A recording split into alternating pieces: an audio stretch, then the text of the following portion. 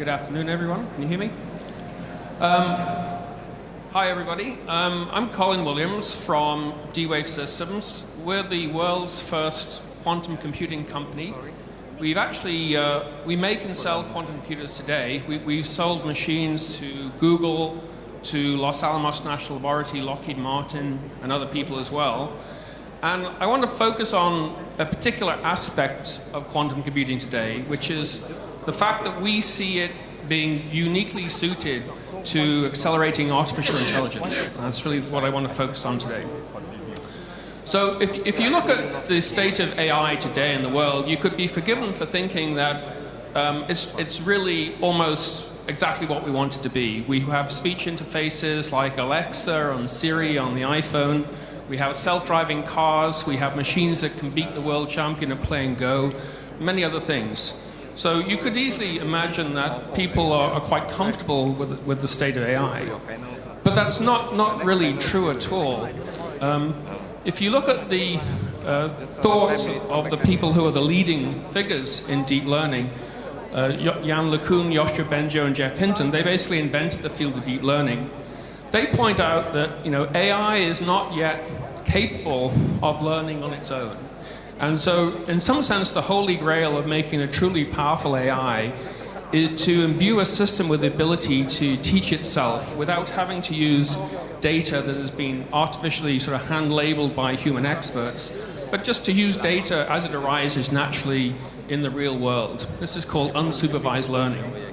And we think that quantum computers have the potential to revolutionize AI by making unsupervised learning models finally effectively trainable. Because today, unsupervised learning is very inefficient.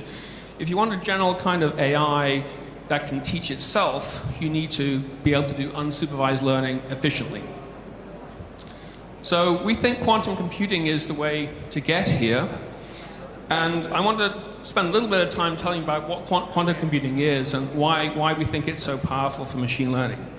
So the first thing you have to understand is that the nature of reality as we experience it today, it's not at all as it seems. That we have like 100 years of research now into quantum physics that tells us that at its very foundations, reality is totally different from what it seems to be in the world around us. In fact, David Deutsch, who was the inventor of the field of quantum computing in many respects, he actually describes quantum computing as the first technology that will allow useful tasks to be performed between different branches of parallel universes. It's a really outlandish idea on face value when we're living in the world that we're very familiar with.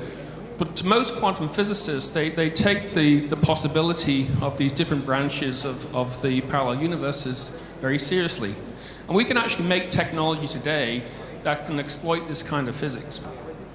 So to us, quantum computers are machines that can harness physical phenomena that aren't available in any conventional computer, not even the supercomputers of Professor Tan at the Supercomputing Center at Singapore. And the particular quantum effects that we make use of, there's only a few, but they're actually very strange. The first is superposition. This is the idea that if a bit in a regular computer can be a 0 or a 1, in a quantum computer it can be partly 0 and partly 1 at the same time. And we use this effect in our machine because when we initialize the state of the computer to solve a problem, we create an equally weighted superposition of all possible answers to the problem simultaneously. And our current machine has 2,000 quantum bits, or 2,000 qubits. And that means that this initial state of the machine has 2 to the power 2,000 components within it. Now that is an outrageously large number. Just to give you a sense of how big it is, the number of protons and electrons and quarks and fundamental particles in our universe is about 2 to the 300. So if you have 2 to the 2,000, you have a physical state that has more components in it than there are particles in our universe, which is an amazing thing. And there's no way you could do anything like that classically. The second effect is entanglement. This is the idea that in the regular computer, you're used to thinking of operations performed on one subset of the bits, not having a side effect on other bits that you don't touch.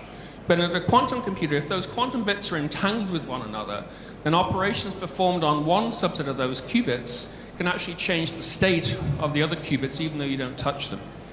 And we use this effect in our machine to a great degree as well. It lets you conceive of algorithms that work in fundamentally new ways. And the third quantum phenomena that we make most use of is tunneling. And this is the idea that if you have a solution space with lots of different possible solutions, then conventionally you think of having to apply some sort of energy to go from one solution state candidate to another one. And you can think of that as providing some kind of thermal activation that takes you over an energy barrier to go from one state to another state. But in the quantum realm, we have this ability to tunnel through these energy barriers to basically move around this solution space in an incredibly efficient way, much more efficient than anything you could do classically. So those are the three main quantum effects that we make use of. Now, amazingly, you can take those few quantum physical effects and you can come up with many, many different models of how to make a functional quantum computer from them. Now, most of the people in the world today, such as Google and IBM, Intel and Alibaba, they're pursuing what's called the gate model approach to quantum computing. And this is really based on an analogy with something that we're familiar with, like Boolean circuits. You just take the idea of a logic gate that works on classical bits, and you replace it with a quantum gate that works on qubits or quantum bits. And so this is a very familiar model. There's a very well-developed theory of error correction worked out for it. The downside of this model, though, is that the overhead in terms of the number of physical qubits you need to give you a robust logical qubit using quantum error correction is absolutely enormous. You need thousands, if not tens of thousands, of physical qubits to give you one very reliable logical qubit. So for this reason, DWave decided we're not going to base our first quantum computer on a gate model. The other model you might have heard of lately is what Microsoft is doing, called topological quantum computing. So this is essentially another approach to gate model, but in this case, they use a new kind of quantum particle called a non-abelian anion, and the action of braiding one particle around another allows you to do computation without having to do explicit error correction, in principle. The downside of this model, though, is that we've only just even discovered the existence of these quantum quasiparticles. And there was a paper that came out of a group in Israel recently that says that if you don't manufacture the semiconductor and superconductor perfectly to make these models, then they won't have the topologically protected properties you think they have. So it's exquisitely sensitive to manufacturing defects. So for that reason, we actually don't think topological quantum computing is the way to go either. The approach that we're pursuing, which is also the approach pursued by Google and IARPA, which is the US Defense Agency's version of DARPA, is called quantum annealing. And it came out of a model from MIT, and it harnesses nature's innate ability to find low-energy configurations. The other thing that makes this very attractive is we don't have to do explicit error correction up to a very large scale because it's very resilient to noise. Okay. So our quantum computer today looks like this. This is called the DWave 2000Q. It's a large black box, about 3 meters by 3 meters by 3 meters. Inside that box is our dilution refrigerator, which cools our quantum chip down to about 12 millikelvin, which is 180 times colder than interstellar space. We also have to remove the magnetic field across the chip so that the magnetic field inside is 1/50,000th the field you're experiencing today. On the right, those 3 boxes contain servers for communicating with the quantum computer and running the dilution refrigerator. But if you actually looked inside, the chip is very simple. It looks like a very much a regular CMOS chip, and that's not surprising. It's actually manufactured in the same plant where they make Intel chips, but the difference with this one is it's made out of a material called niobium, which becomes a superconductor at very low temperatures. So the way the chip works is you start off by specifying all possible solutions to your problem reasonably likely, and then you slowly turn on fields that express the problem constraints, and the quantum state will find the lowest lying values in this energy landscape, which corresponds to the optimal or near optimal solutions. And what makes this machine different is more computers in history before us, and every other computer before us had to use some kind of process that jumped around from point to point on this surface. Our machine is the first one that can tunnel through the hills to explore these energy landscapes in a fundamentally new way. So we've applied this machine to many kinds of problems so far. There's sort of three primary use cases in optimization, which is the underpinning of a lot of conventional sort of symbolic AI. Sampling, which is the underpinning of a lot of machine learning today, and then basic science and quantum simulation. But the ability to basically do optimization and sampling is really the key to accelerating an awful lot of AI. So to program the machine, you have to specify the problem as an objective function to be minimized, and then you convert your problem to one of this form, and anneal the process once to find a spin configuration that minimizes that function. If you're doing optimization, you go around this loop at a rate about 10,000 times a second, and you keep the solution that most minimizes its objective function as the best relative answer found. If you're doing sampling, you can keep all these solutions, and you vary the weights and the couplings to make the samples conform to a probability distribution of your choosing. So the reason this is exciting, there's enormous potential for speed up here.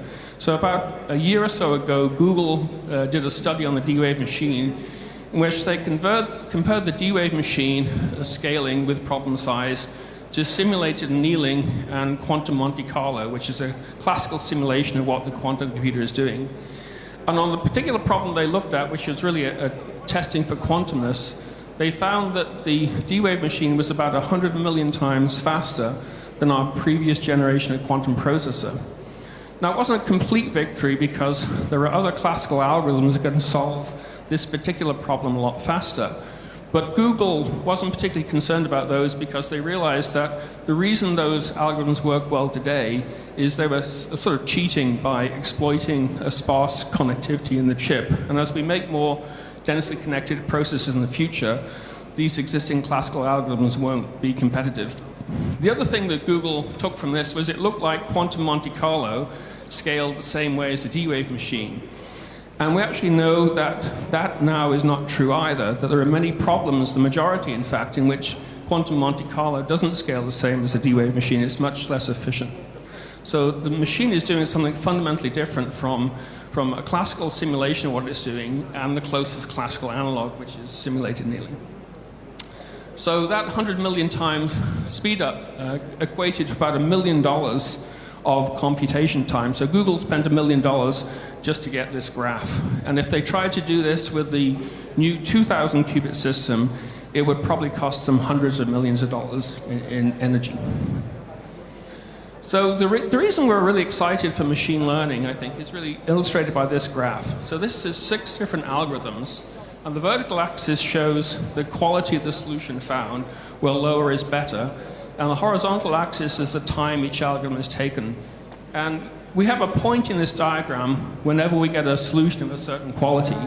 And as you can see, the DWave machine gives you many, many solutions of good quality compared to all the other classical algorithms that we were able to test.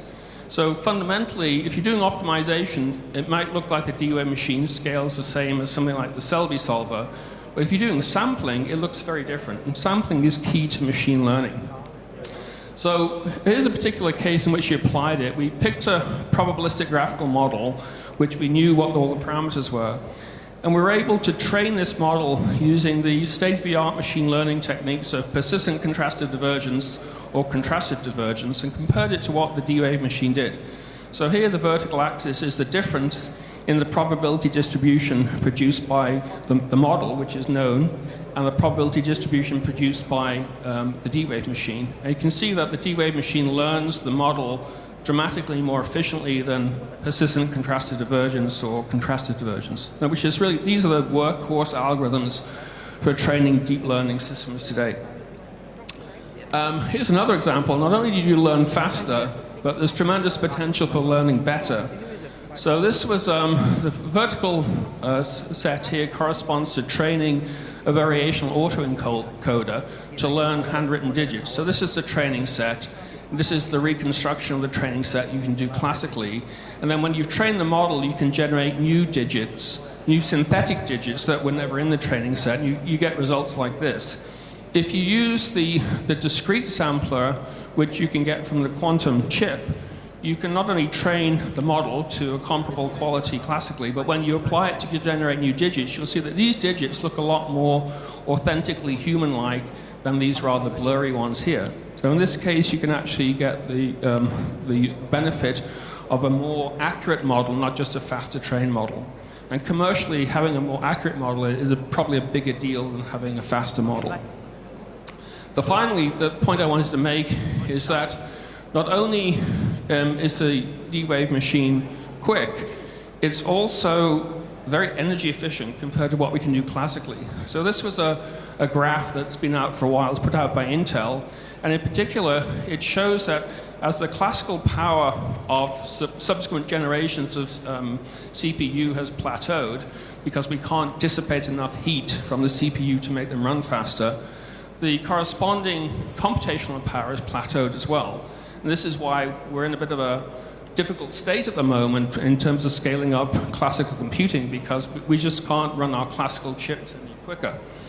By comparison, over the course of 3 generations, the power consumed by the DWave processor, as we went from a 128 to a 500 to a 1,000, and actually now to a 2,000 qubit chip, the power expended on the computation doesn't change in any appreciable way. It actually costs us microwatts to compute.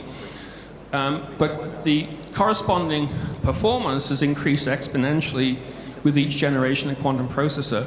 So you see a scaling curve in terms of performance versus power, which you get from a quantum computer, that's dramatically different from what we get from CMOS machines. And so it means that in the future, if you can offload some of your calculations for training your deep learning models to a quantum computer, not only might you be able to train them faster and train them to better quality, but you might also be able to save a lot of power in terms of getting those solutions. So just to sum up then, the current approaches to machine learning are really dominated by what's called supervised learning, in particular, mostly supervised discriminative tasks like developing classifiers.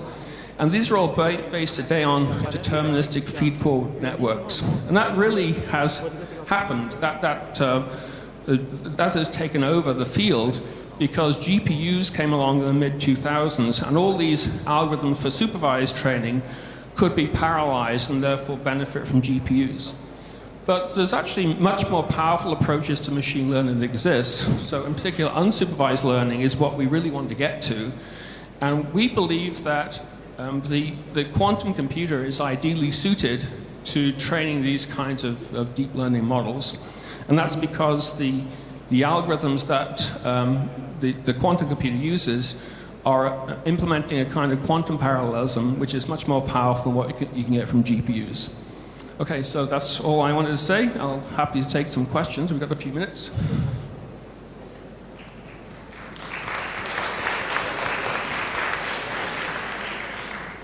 Any questions? Are there any questions?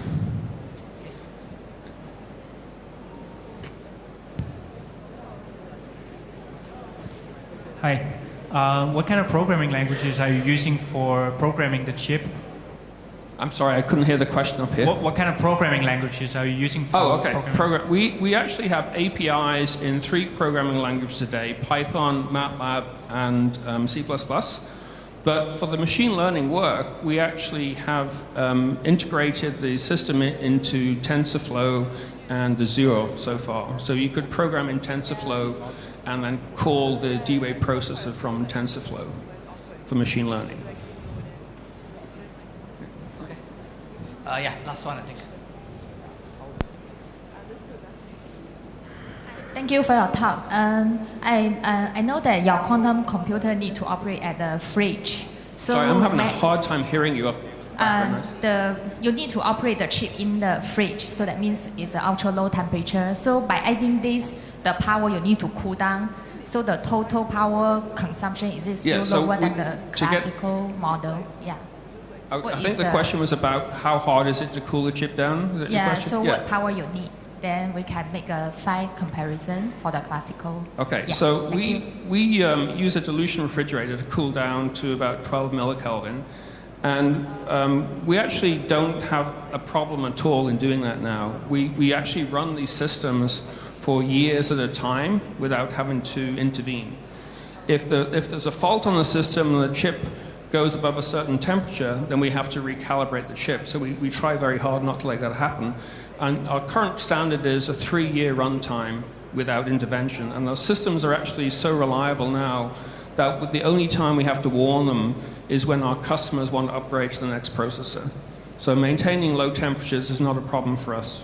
And that's because we actually do a lot of engineering to retrofit dilution refrigerators when we buy them to make them have very long run duration. Thank you so much, Dr. Colin. Can we have a round of applause, please? Thank you.